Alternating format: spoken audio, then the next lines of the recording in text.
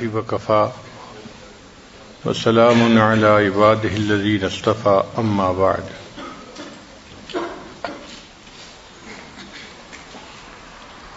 آج کی مجلس کا عنوان ہے مثالی داماد۔ چونکہ دن میں ہم نے مثالی بہو کے متعلق گفتگو کی۔ انسان اگر سنور جائے تو فرشتوں کو پیچھے چھوڑ دیتا ہے، بگڑ جائے تو شیطان کو بھی شرما دیتا ہے۔ بہو نیکی کی طبیعت والی ہو تو بہو ہوتی ہے، اور اگر بگڑ جائے تو بہو ہوتی ہے۔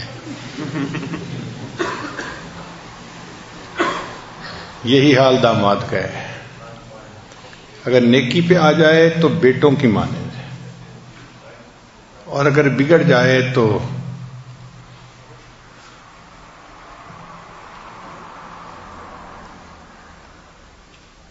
دل کو دکھی کر دیتا ہے۔ بہترین داماد کی مثالیں اگر دیکھنی ہیں تو نبی علیہ السلام کی مبارک زندگی میں دیکھیں۔ نبی علیہ السلام کے داماد میں سیدنا عثمان غنی رضی اللہ عنہ کا نمبر آتا ہے۔ اللہ نے ان کو مال بھی دیا تھا، سخاوت بھی دی تھی، اور حیا ایسی دی تھی کہ فرشتے بھی شرماتے تھے۔ اللہ اکبر کبیرہ، انسان کے اندر ایسی حیا ہو کہ فرشتے بھی اس سے شرم کریں۔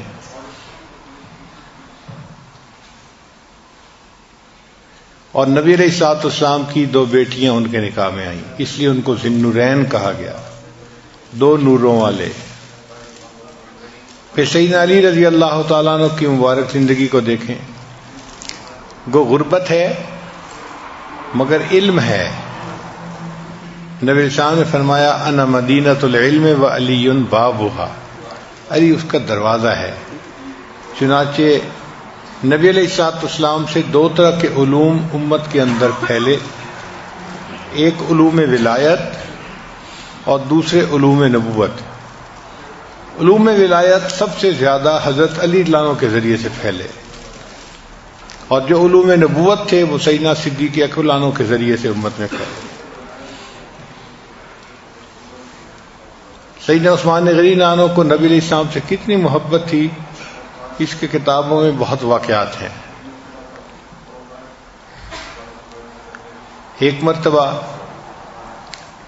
انہوں نے نبی علیہ السلام کو دعوت دی، اے اللہ کے حبیب صلی اللہ علیہ وسلم، آپ میرے گھر تشریف لائیے اور کھانا کھائیے، دعوت دی۔ نبی علیہ السلام نے قبول فرما لی۔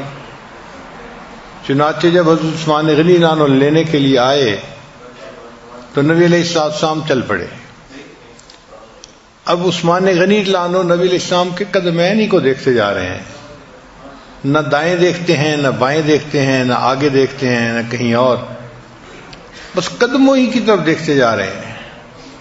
جب گھر پہنچے تو صحابہ کرام نے نبی علیہ السلام کی خدمت میں عرض کیا، اے اللہ کے حبیب صلی اللہ علیہ وسلم، آج پتہ نہیں عثمان غنی کی کیا کیفیت تھی، وہ تو سارا راستہ بس آپ کے قدموں کو ہی دیکھتے رہے۔ تو نبی علیہ السلام نے ان سے پوچھا کہ عثمان کیا ایسی بات تھی؟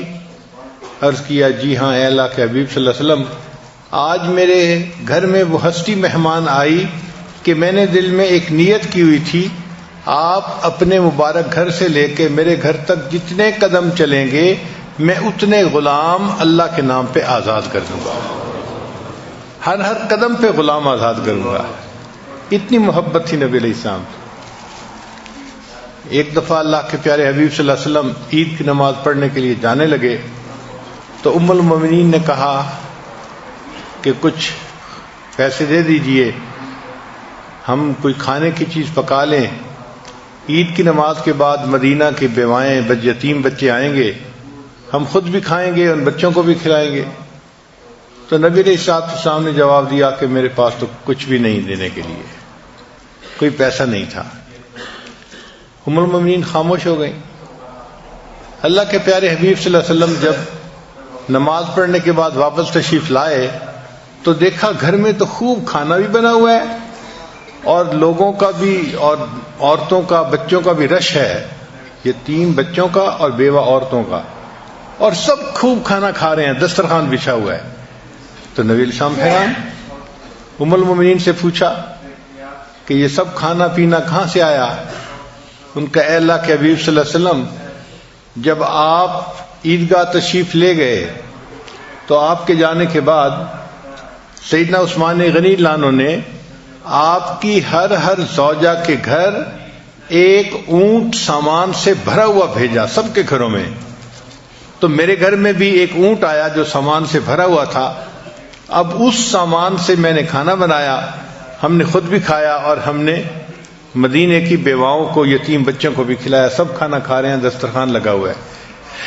نبی علیہ السلام کا دل بہت خوش ہوا، چنانچہ اللہ کے حبیب صلی اللہ علیہ وسلم نے دعا مانگی، یا رحمان سہل الحساب علی العثمان، اے رحمان عثمان کے حساب کو آسان فرما دے۔ نبی علیہ السلام کی دعا قبول ہوئی، چنانچہ قیامت کے دن سیدنا عثمان غنی اللہ عنہ کا حساب بہت آسانی سے ہو جائے گا۔ تو داماد کو ایک تعلق ہونا چاہیے اپنے سسر کے ساتھ۔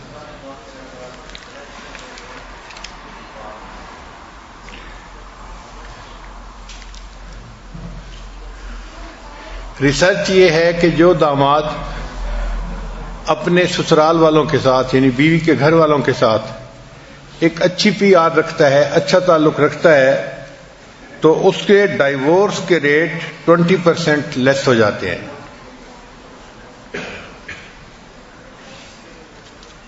Respect and love your in laws like your own parents, in laws کی اسی طرح عزت کرو اور ان سے محبت کرو جیسے اپنے ماں باپ سے عزت کی جاتی ہے اور ان کی ریسپیکٹ کی جاتی ہے۔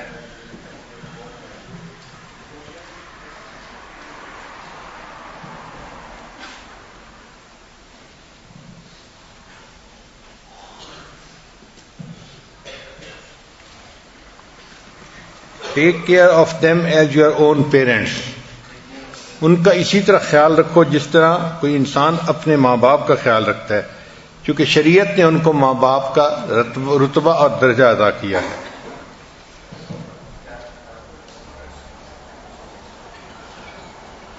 Remember their important occasions and events, in laws والوں کے جو امپورٹنٹ ایونٹس ہوں ان کا خیال رکھنا چاہیے تاکہ انسان ان کی خوشیوں میں شریک ہو سکے، پارٹیسپیٹ کر سکے۔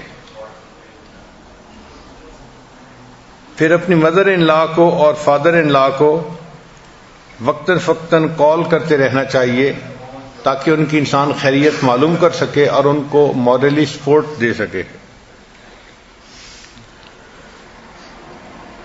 Consider and take seriously the advice and suggestions given by your in-laws. in-laws والے مدر ان لا یا فادر ان لا جو ایڈوائس دیتے ہیں اس کو ہمیشہ بڑے غور سے سننا چاہیے، اس پر عمل کرنے سے پھر میاں بیوی کا آپس کا تعلق اچھا رہتا ہے اور زندگی کے اندر پریشانی نہیں آتی۔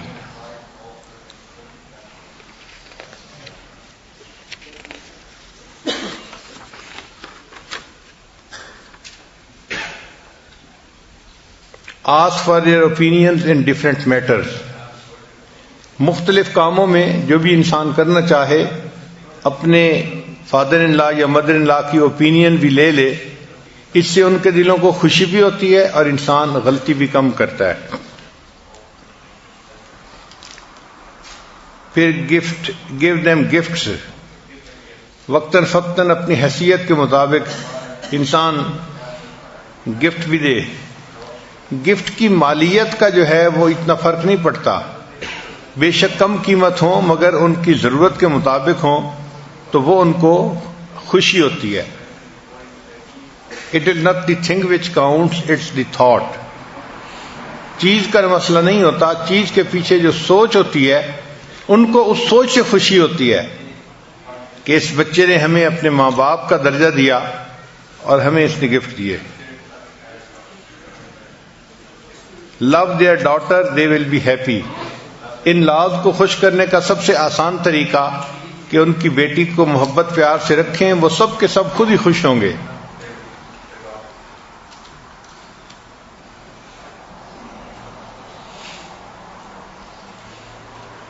Praise your wife in front of her parents۔ سسرال میں اگر انسان ہو تو چاہیے کہ ان کے ماں باپ کے سامنے ان کی بیٹی کی تعریف کریں۔ اس سے بیوی کا دل بھی خوش ہوتا ہے اور اس سے ماں باپ کا دل بھی مطمئن ہو جاتا ہے کہ داماد ہماری بیٹی سے محبت پیار کرتا ہے، اس کو محبت سے یہ جو ہے اپنے پاس رکھے گا۔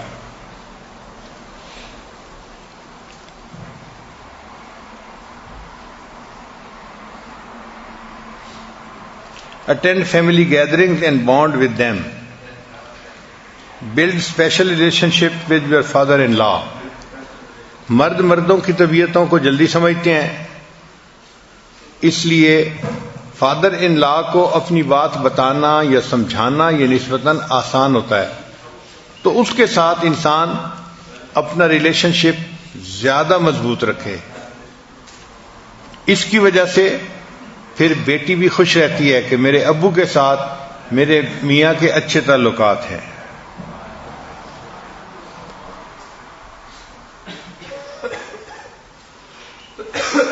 اگر پیرنٹس کے ساتھ یعنی پیرنٹس ان لا جو ہیں ان کے ساتھ تعلق رکھنے میں کوئی مسئلہ بن رہا ہے تو کنسلٹ یور وائف سے مشورہ کرنا چاہیے۔ وہ چونکہ ان کی بیٹی ہے، وہ ہمیشہ خاوند کو صحیح سجیشن دے گی کہ اس طرح کرنے سے اس کی ایکویشن پہلے کی نسبت بہتر ہو جائے گی۔ پھر never stop your wife from visiting her parents. اگر بیوی کا دل چاہے کہ وہ اپنے ماں باپ کو جائے ملے تو خاوند کو چاہیے کہ حد الوسع جتنا بھی پاسبل ہو سکتا ہے اس کو جانے میں رکاوٹ نہ کرے۔ ہمیں ایک مرتبہ ایک مسئلہ سامنے آیا،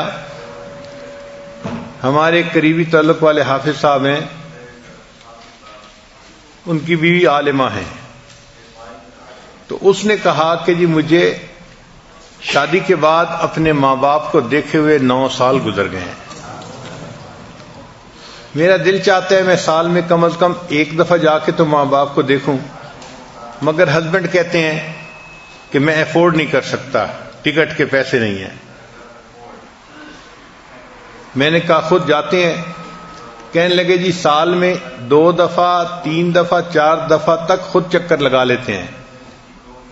تو میں نے کہا یہ تو ناانصافی ہے کہ اپنے ماں باپ کو ملنے کے لیے تو 2 3 4 دفعہ بھی چکر لگ رہا ہے، اور بیوی کو کہا جائے کہ جی میں افورڈ نہیں کر سکتا، اس کو باندھ کے بٹھایا ہوا ہے اس لیے کہ وہ نیک دیندار ہے، جھگڑا نہیں کرتی، گھر میں تماشے نہیں کرتی، اس لیے احساس ہی نہیں۔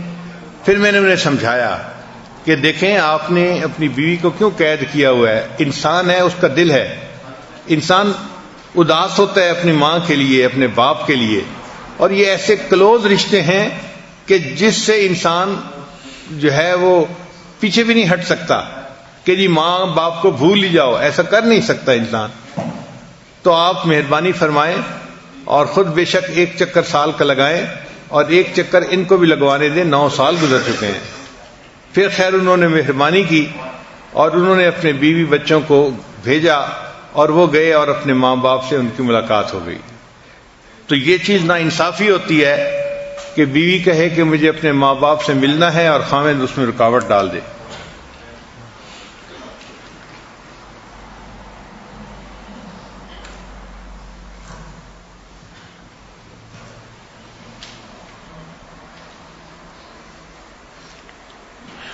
اور جب بھی بیوی کو بھیجنا ہو تو ہمیشہ کوشش یہ کرنی چاہیے کہ انسان خود اس کو چھوڑ کے آئے اور خود اس کو لینے کے لیے جائے۔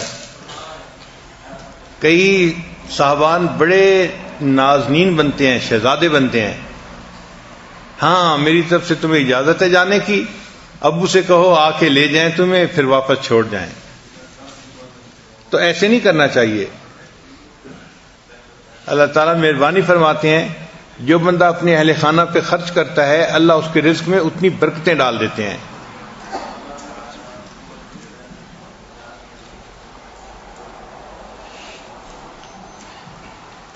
Don't be impatient with in-laws. پھر ایک پوائنٹ ہے کہ welcome them to your home. اگر ماں باپ اپنی بیٹی کو ملنے کے لیے آنا چاہیں تو ہمیشہ ان کو ویلکم کریں، کبھی انکار نہ کریں.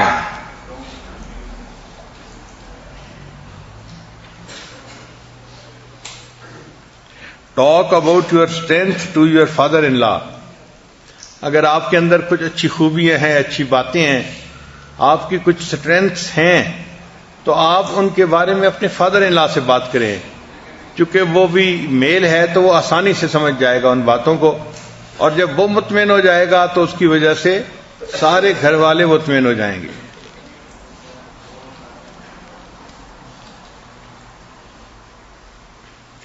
Project ambition in front of father in law. Father in law کے سامنے اپنی زندگی کے آبجیکٹو جو ہیں ان کو ضرور بیان کریں. میں یہ کرنا چاہتا ہوں، میں یہ کرنا چاہتا ہوں. اس سے فادر ان لا کو خوشی ہوتی ہے کہ بچہ اپنی زندگی میں کچھ بن کے دکھانا چاہتا ہے، محنت کرنے والا بچہ ہے. اچھا، یہ ضروری نہیں ہوتا کہ پیرنٹس کو صرف اس سے خوشی ہو کہ بچہ اس وقت کیا ہے.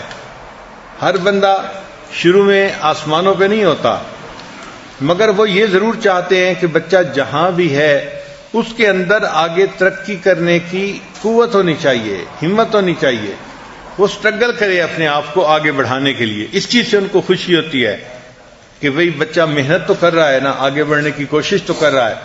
تو اس لیے اپنی لائف کی جو ایمبیشن ہے نا وہ ان کے سامنے خوب بیان کریں.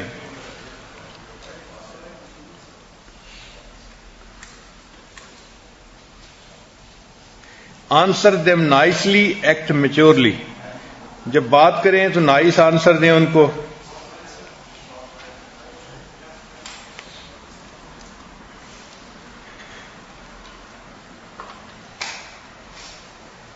Avoid criticism on controversial issues like politics. کوشش کریں کہ ان لاز کے ساتھ پالیٹکس وغیرہ پہ ڈسکس نہ کریں، کیونکہ اکثر و بیشتر لوگوں کی اوپینین ڈیفرنٹ ہوتی ہیں، اور اس ڈیفرنس آف اوپینین کی وجہ سے ایک دوسرے کے ساتھ جو ہے وہ مخالفت طبیعتوں میں آ جاتی ہے. تو مناسب نہیں ہے. یہ نازک رشتہ ہے، اس رشتے کو سپوائل نہیں ہونے دینا چاہیے. تو ایسے کنٹروورشن گفتگو کرے ہی نہیں ان سے. Try to get in mother in law's good books. Mother in law کی نظروں میں اچھا بننے کی کوشش کریں. جب ماں مطمئن ہوگی تو یقیناً بیٹی اس سے زیادہ خوش ہو جائے گی.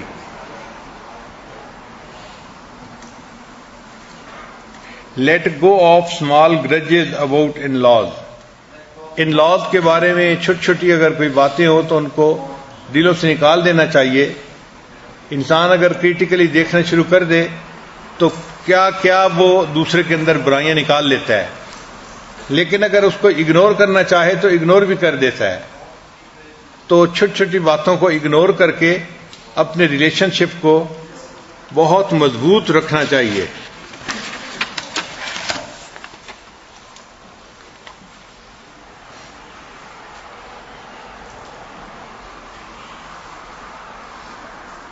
ہمارے ہاں تو جو نیک بچے ہوتے ہیں وہ ان لاز کے لیے اولاد کی مانند بن کے رہتے ہیں،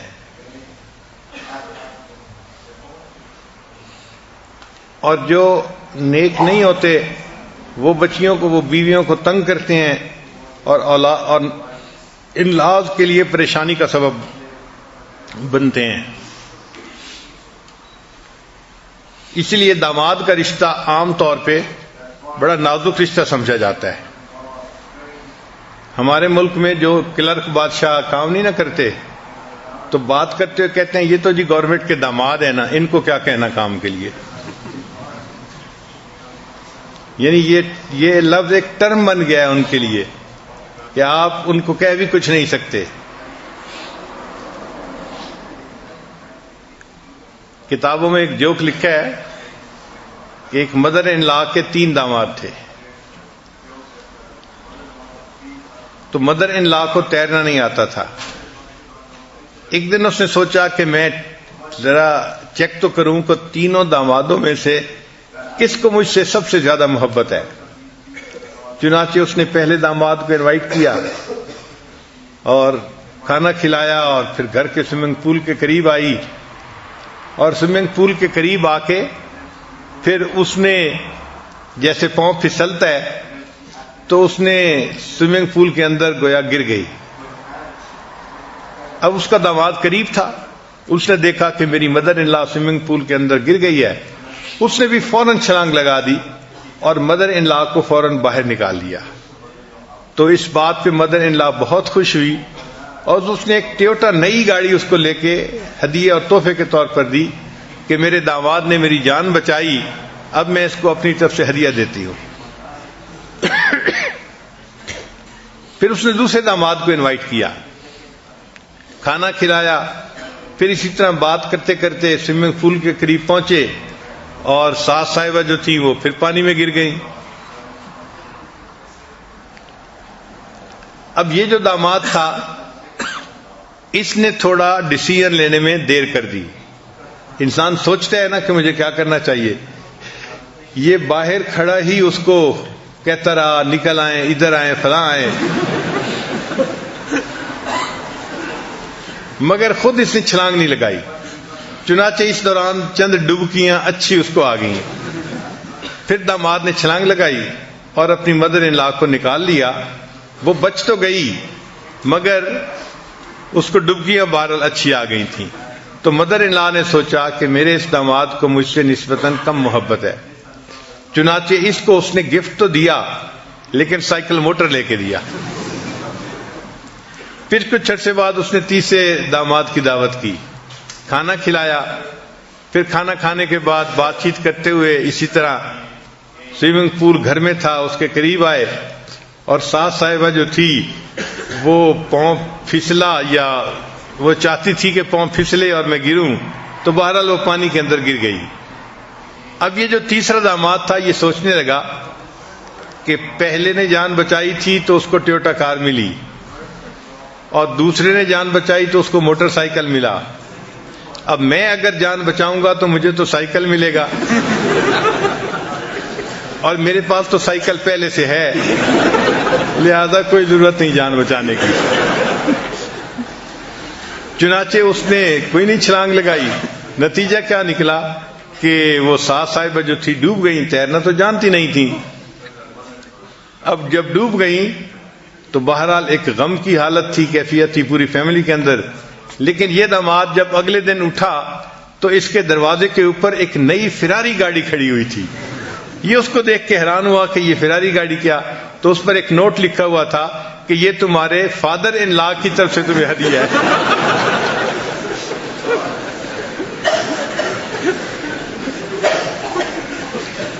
اس بیچارے کی جان چھوٹ گئی۔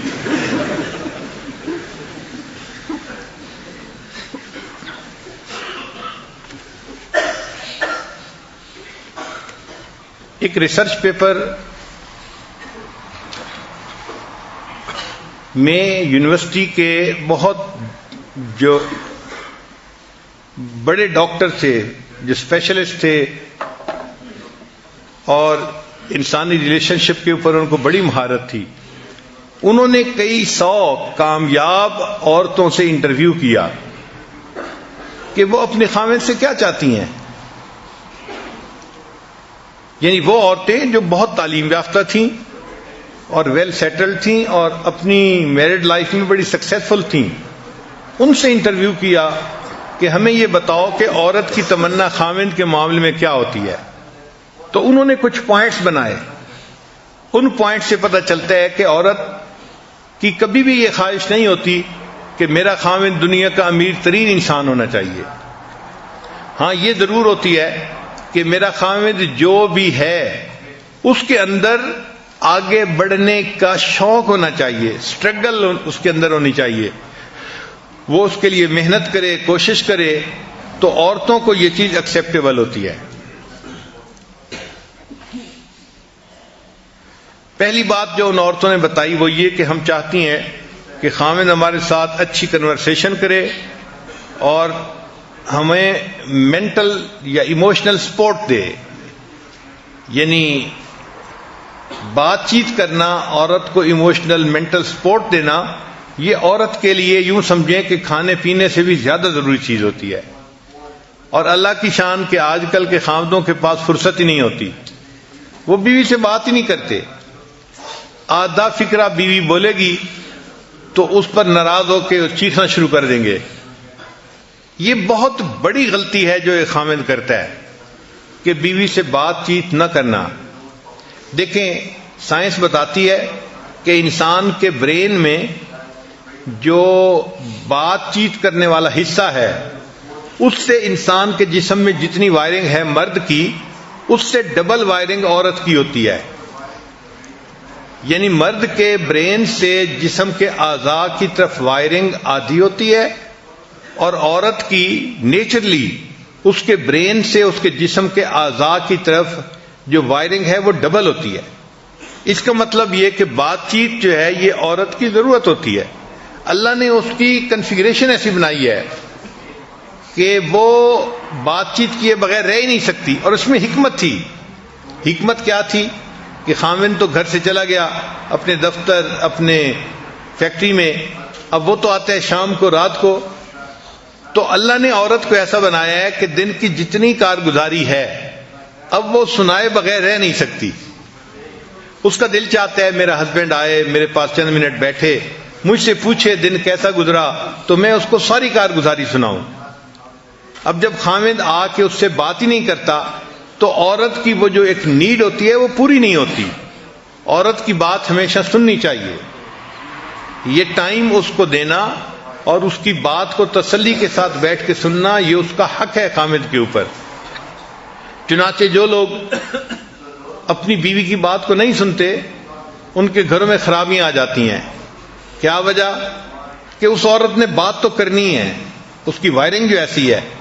اب وہ بات کرے گی یا تو اپنی کسی کلاس فیلو سے، تو وہ بھی جوان بچی اس کو الٹے سیدھے مشورے دے گی. A young leading the young is like a blind leading the blind. They will both fall into the ditch. دونوں گڑھے میں گریں گے. یا پھر وہ اپنی ماں کو فون کرے گی پیچھے اور اس سے مشورے لینے شروع کر دے گی. تو یہ ریموٹ کنٹرول بھی پوزیشن اچھی نہیں ہے. اور اگر خدا نہ خواستہ قریب کے کسی غیر محرم مرد کو بھنک پڑ گئی تو وہ اس کا بڑا ہمدرد بن کے اس کی بات کو سنے گا اور عورت شیطان کے رستے پہ چل پڑے گی. اس لیے جو لوگ اپنی بیویوں کی بات نہیں سنتے وہ اپنی بیوی کو گناہ کے راستے پہ دھکے دے رہے ہوتے ہیں. یہ اس کا حق ہے کہ اس کی بات کو سنا جائے. اس پر 15 منٹ لگیں، آدھا گھنٹہ لگے، 1 گھنٹہ لگے، جتنا وقت لگے، یہ ایک فرض چیز ہے جس کو پورا کرنا ضروری ہے. لہذا بیوی کی بات کو توجہ سے سننا اور پھر اس کے مطابق اس سے گفتگو کرنا، یہ سب سے پہلی ڈیمانڈ ہوتی ہے کسی بھی بیوی کی. مرد بولتے کم ہیں اور اپنے کام زیادہ کرتے ہیں.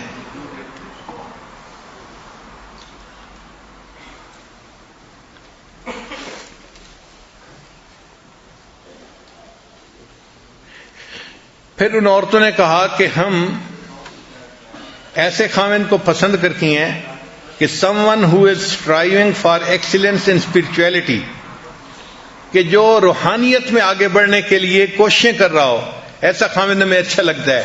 یعنی جو چاہے کہ میرے اندر سے روحانی بیماریاں ختم ہو جائیں، شہوت، غضب اور بخل، ہرس، عجب، تکبر، کینہ، یہ بیماریاں میرے اندر سے ختم ہو جائیں اور اس کے لیے وہ کوشش کر رہا ہو، تو ان کو ایسا خاوند اچھا لگتا ہے کہ ہمارا خاوند اپنے اندر اخلاقی اقدار پیدا کرنے کے لیے کوشش کر رہا ہے. اس بات پہ وہ بہت خوش ہوتی ہیں.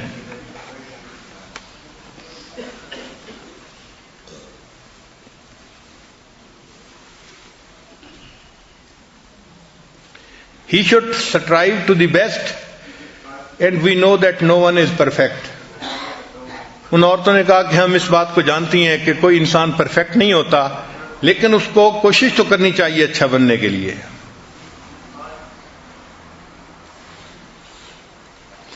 پھر ایک ان کی ریسرچ یہ تھی کہ someone who is sensitive to know what is happening with me، کہ خاوند ہمیں ایسا اچھا لگتا ہے کہ جس کو یہ فکر ہو کہ ہمارے ساتھ کیا گزر رہی ہے وہ معلوم کرے، پوچھے ہم سے، ہمیں موقع دے بات کرنے کا، بتانے کا۔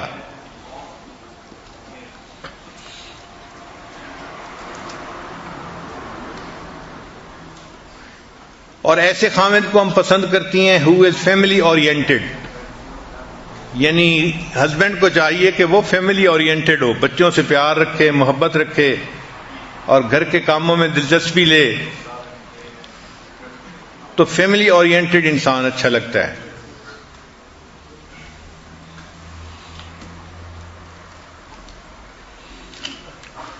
اور ایک پوائنٹ آخری انہوں نے بتایا کہ ہم چاہتی ہیں کہ ہمارا ہسبینڈ ایسا ہو کہ جس کی اچھائیوں کی وجہ سے اس کے سامنے سبمٹ کرنے کو ہمارا دل چاہے، یعنی ہمارا دل چاہے کہ ہم اس کے سامنے جھک جائیں اور اس کی ہر بات کو تسلیم کر لیں۔ تو یہ بات ٹھیک ہے کہ انسان کو گھر کے اندر اتنے عمدہ اخلاق کی زندگی گزارنی چاہیے کہ بیوی اس کے اخلاق کی وجہ سے اس پہ قربان ہو جائے۔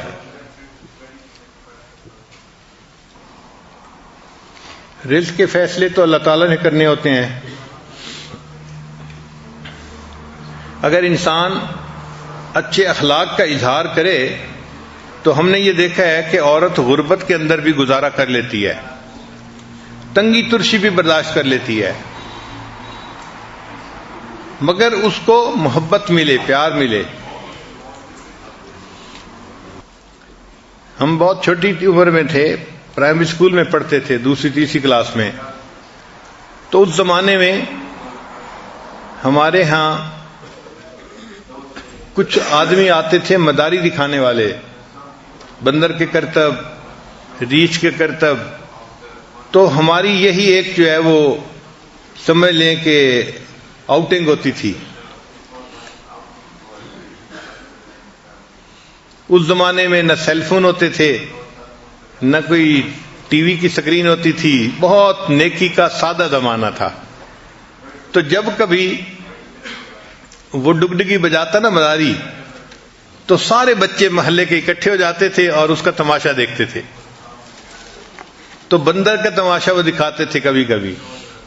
اس بندر کے تماشے میں جو سب سے ایک اہم ایونٹ ہوتا تھا وہ یہ کہ مالک بندر کو کہتا تھا، اچھا تو اپنے سسرال جائے گا تو کیسے جائے گا؟ اور بندر یہ سنتے ہی اپنے سر کے اوپر ایک ٹوپی رکھتا اور کوئی چیز ہاتھ میں پکڑتا اور پھر وہ اپنے کمر کے اوپر ہاتھ رکھ کے ایسی شان سے چلتا تھا کہ جیسے معلوم نہیں کون شہزادہ آ رہا ہے۔ یعنی اس چھوٹی عمر میں ہم نے بندر کو ایسا کرتے ہوئے دیکھا ہے۔ تو عزت تو کرتے ہیں سسرال والے جتنا کر سکتے ہیں، مگر ایکسپیکٹیشن بھی داماد کو ریئل ہونی چاہیے، جو ریئلسٹک ہوں، اور وہ اپنے آپ کو گھر کا فرد ہی سمجھے اور محبت پیار سے زندگی گزارے۔ دنیا کی زندگی تو گزر جائے گی، لیکن اگر محبت پیار سے رہے تو اللہ کے ہاں کامیابی ہوگی۔